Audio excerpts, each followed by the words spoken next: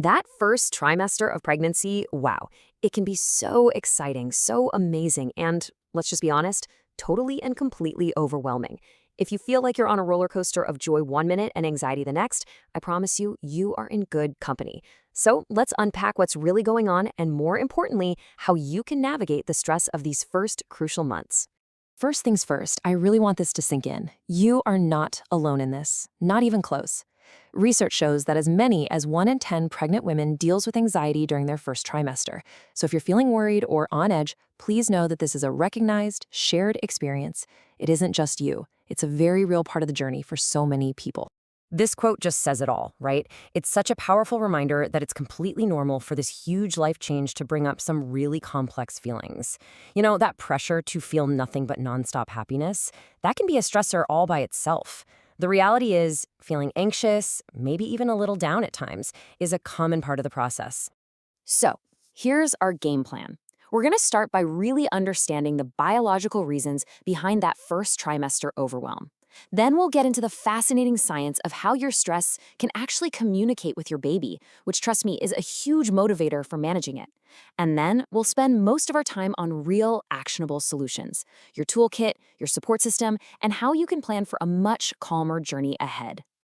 All right, let's dive right in with the why. Why does this time feel so incredibly intense? Well, a huge piece of the puzzle lies in the profound biological shift that's happening inside your body, long before you can even see the changes on the outside. So what you're seeing here is basically the blueprint for your body's biological stressors right now. You got this massive surge of hormones that are all working so hard to create the perfect environment for your baby. But, and this is a big but, these same hormones have some really powerful side effects. That HCG surge, that's linked to nausea. Progesterone, it brings on that deep can't-get-off-the-couch fatigue and mood swings. And estrogen can crank up your emotional sensitivity, which is why you might feel like you're laughing one minute and crying the next. It's a literal biological cocktail that can make even small, everyday challenges feel gigantic. Okay, now let's talk about how all this stress can affect your baby. And I want to be really clear here.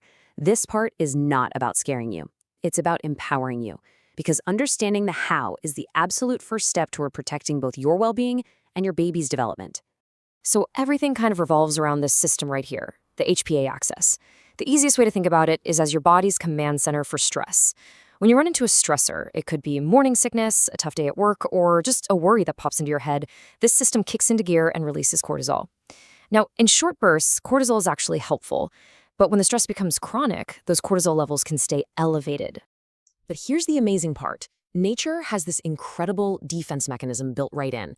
The placenta, it's not just a nutrient delivery system, it's also a super sophisticated filter. It produces this special enzyme that basically acts like a bodyguard, converting most of that active cortisol from your body into a totally harmless, inactive form called cortisone before it can reach your baby. Pretty cool, right? And this leads us to the critical question. That placental filter is fantastic, but it's not invincible. It has its limits. So what happens when it's just constantly getting bombarded by high levels of cortisol from chronic, ongoing stress? This is where science gets really fascinating. Your stress can literally talk to your baby's genes. Chronic stress can leave these little things called epigenetic marks on the placenta. Now, it doesn't change the DNA itself, but it changes how the genes work. So for example, as you can see here, stress can actually tell the gene that makes that cortisol-blocking enzyme to quiet down, to just not work as hard, which lets more stress hormone pass through. It can also alter other genes that are involved in shaping how your baby's own stress response system will develop down the line. This is what we mean by the biological imprint of stress. Okay, that was the deep science. Now for the most important part, the solutions. Let's start building your stress management toolkit with practical, science-backed strategies to help you take back control of your body and your mind. Let's start with something you have total control over, multiple times a day. What's on your plate? What you eat directly fuels your mood and your ability to handle stress. Vitamin B6 isn't just a powerhouse against nausea, it's also critical for making those feel-good neurotransmitters. And magnesium? It's a total rock star for helping you regulate your body's stress axis and lower cortisol. If you pair these with stable energy from complex carbs and plenty of water, you are creating a powerful nutritional foundation for resilience. Here is a tool you can use anytime, anywhere, for free. The The 4-7-8 breathing technique is such a simple but incredibly powerful way to flip the switch on your body's rest and digest system. It basically hits the brakes on your stress response. Let's just try one cycle together right now. Inhale through your nose for 4, hold it for 7, and then a long, slow exhale through your mouth for 8. Just doing that a few times can bring an almost immediate sense of calm. And that breathing technique is a fantastic anchor. But you can build on it with so many other powerful strategies, and they all work together. Gentle movement, like a walk or some prenatal yoga, literally lowers cortisol. Mindfulness apps can be a lifeline in anxious moments. And please, never underestimate the power of just getting worries out of your head by journaling, or how crucial prioritizing sleep is, or even just the peace of mind you get from your regular OB check-ins. So that internal toolkit is vital, but so is your external one. Managing stress was never meant to be a solo mission. Building and then actually leaning on your support system is a true sign of strength, not weakness at all. Okay, this is such an important distinction to make. We need to know when it's time to reach out for professional help. How do you tell the difference between normal pregnancy moodiness and something more serious? The key words are persistence and impact. So while a typical adjustment has its ups and downs, you still have moments of joy. But prenatal depression or anxiety often involves a persistent low mood, a real struggle to manage daily tasks, and losing interest in things you used to love. Recognizing these signs is the first brave step to getting the support you absolutely deserve. And here is exactly where you can turn. Your doctor or midwife should always be your first call. They are there to help.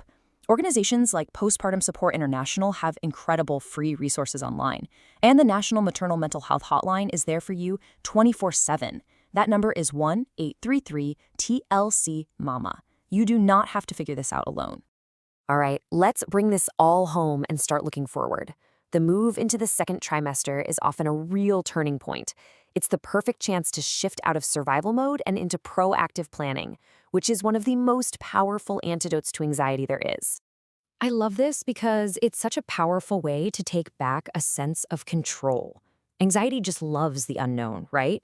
But by tackling these small, manageable tasks, like scheduling appointments, figuring out a plan for work, making a simple budget, you turn these huge, vague worries into a concrete, actionable plan. And every single little box you check off reduces that mental load and builds your confidence. And this is really the light at the end of the first trimester tunnel. For so many people, as those intense physical symptoms start to fade, you get this wave of newfound energy. This is your moment to pivot from just getting through the day to thoughtfully and even joyfully preparing for everything that's to come. So I'm going to leave you with this one question to think about. After everything we've covered, from the food you eat to how you breathe to how you plan, what is one small thing you can commit to doing this week? Maybe it's trying that breathing exercise. Maybe it's just adding spinach to your grocery list for magnesium. Or maybe it's making that first call for support.